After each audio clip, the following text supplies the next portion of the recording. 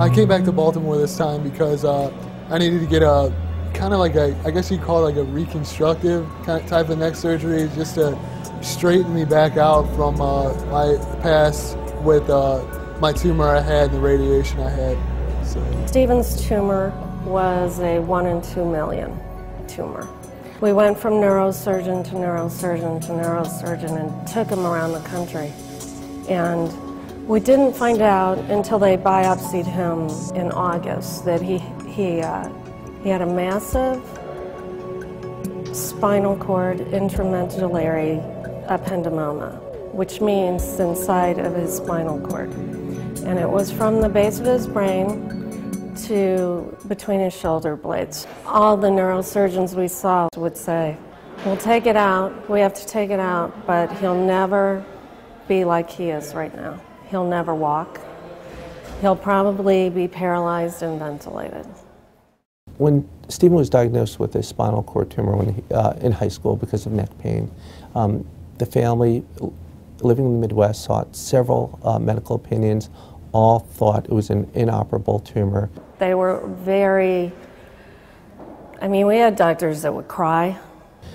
They only performed a small biopsy and recommended adjuvant radiation therapy in an attempt to treat the tumor. It seemed, you know, non-invasive, it seemed helpful. So he went through radiation, he declined dramatically, he was in great pain, his tumor swelled, which there wasn't room for it to swell. What happened with Steven was that the radiation did not work. The tumor continued to grow and he was developing more progressive symptoms, worsening pain and new weakness. The family sought care elsewhere and found Hopkins and found us here.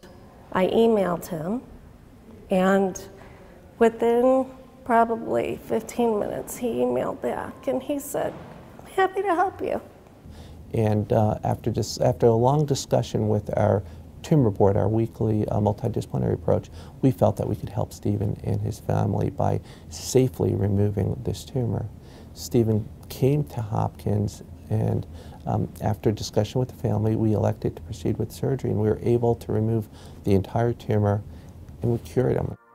After Steven's surgery last year, we knew that there could be a chance of him developing a disability of his neck falling because he had the radiation and because his tumor was very large, and you know, that volume isn't there anymore. So the bulk of his therapy was strengthening his neck muscles, because basically his neck muscles were trying to do the job that his vertebrae should have been doing it, and it just couldn't do it. Just couldn't do it. He'll have anesthesia, so his muscles will all be relaxed. And then with x-rays, we'll see if we can, you know, just try to straighten him out. You want him a little straighter than he is now. He's going to do great. Yeah. Thank you. I'll go see him. Okay. About March or April, Dr. Jallo asked for an x-ray, and when we saw it, couldn't believe that his neck had completely really collapsed forward. Instead of being upright, it was at a right angle. And then Dr. Jallo said, you need to come. I want you to see Dr. Ain, the orthopedic surgeon. They said, yeah, you need this surgery. I work with Dr. Jallo probably once every other week together. We do a joint case for 2 to 3 times a month. He's a neurosurgeon, obviously. I'm an orthopedic surgeon, and some of our specialties overlap, and we specialize in certain things and works out very well together. I think what's unique about pediatric neurosurgery here at Hopkins is we approach every child, every patient, every disease in a multidisciplinary approach. If one of us in the department is not the expert, we seek out the experts here at Hopkins that can help us take care of each individual patient, and we do it as a team. Now, we totally expected a really long surgery and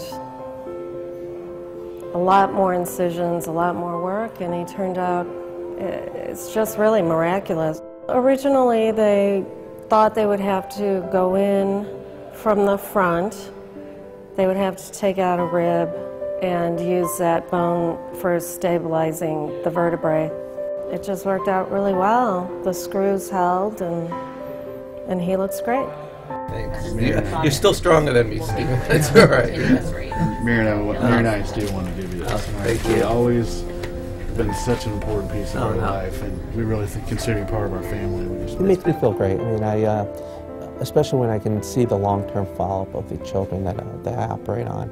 I mean, you know, here, able to remove a tumor in someone that has been given a terminal prognosis saying this is inoperable. I'm able to remove the tumor entirely, tell the family that, and Steven, that he's cured and that he's going to live a long life and go to college, be able to work and specialize in anything that he wants to do. Yeah, it's what keeps me going. Dr. Jello gave Steven his life back, and I cannot go one day that I see Steven even walk down the stairs or goof around with his brothers. I really can't go a day without thinking of Dr. Jello and knowing that he made that happen.